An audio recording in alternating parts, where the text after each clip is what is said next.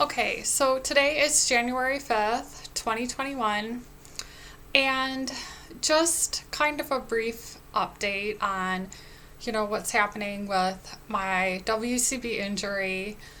Um, Yesterday, I'm actually kind of confused on the whole process because I got a letter saying that they had procrastinated my case until mid-May of 2021, and I mean that's literally it's January now, so the whole month of January, February, March, April, 4.5 months, so over a third of a year.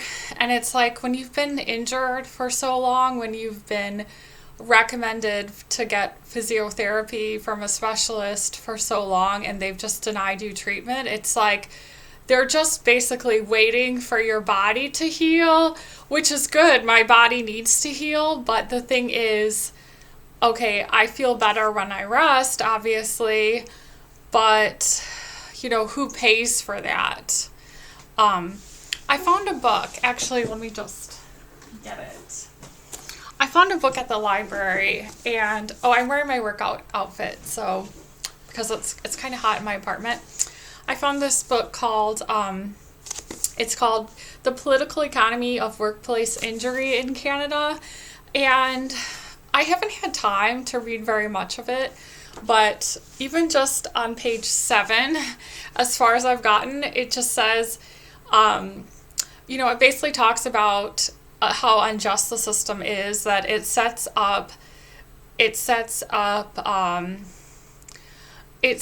there's inappropriate safety boundaries, inappropriate safety standards. People get injured because there aren't the appropriate safety standards. So in my case, I got injured because there weren't any safety standards in place. And being from another country, I knew how to lift things. It's just kind of drilled into your head because apparently in the US, your employer, you get injured, your employer is held responsible, but not here in Canada.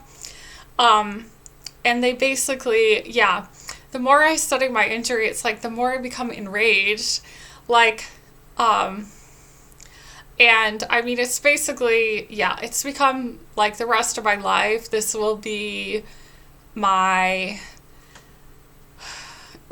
something I'm going to be fighting against the rest of my life until the day I die. I will, because it's such an injustice. No one should have to go through this in a so-called, first world country. It's just a BS insurance company. It's like my mother was in a car accident and she was able to get physiotherapy treatment for 7 months, if I recall correctly. It's a long time, and because of that, she was able to make a full recovery. And but here in Canada, it's a profit-driven system. There's thousands and thousands of people who work for the WCB in Canada, and they pay their mortgage off of injured. They need people to get injured so they can pay their mortgage. And so there isn't the financial, it's a huge industry, there isn't the financial incentive to reduce serious injuries when they need these serious injuries to happen so they can pay their mortgage, so they can keep their job. They want an easy job doing immoral things, which is, lying about injured workers. And the more I study about my injury, I recently read an article about something called the shoulder abduction test, which isn't widely known, but I mean, I failed the shoulder abduction test the first time I was seen by a WCB paid physician. His name was Kevin McCabe, and he outright lied. There's no way to fake that, and there's it's a 100% sign that someone has a nerve impingement and doesn't have a sprain, but he just outright lied and said neck sprain, when it was an impossible diagnosis given my symptoms and given the fact that I failed the shoulder abduction test.